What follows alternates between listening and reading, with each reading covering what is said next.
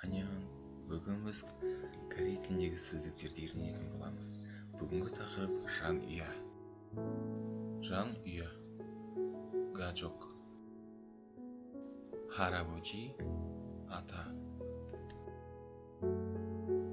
Халмони, әже.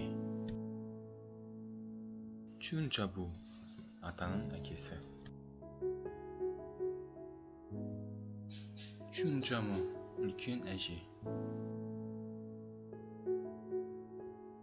Абоджи, әке. Омони, ана. Ай, бала. Дал, қыз бала. Хёнже, немесе хён, аға. Жаме, әпке. Нуна, бұл сөзді көбінесе ұлдар істетеді. Ал қыздар болса онни дейді. Сонжа, немере. Джунсон, шөбере. Сауи, күйеу бала. Мионери, қалыңдық. Шинуи, күйеудің әпкесі.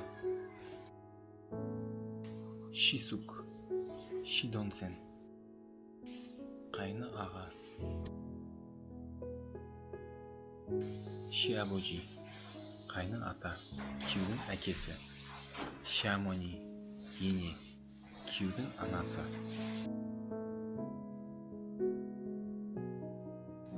Самджон, ағайынды. Джокка, ағайынды іні. Джоккадан, ағайынды қарындас. Шинжоньонсен, нандонсен, туысқан аға әпке. Осымен біздің видеомыз аяқталды. Біздің каналға жазып, колокольчик басып, және де біздің ВК, Инстаграм парақшаларымызға жазылуды ұмытпаңыздар. Олар үшін сілтемелер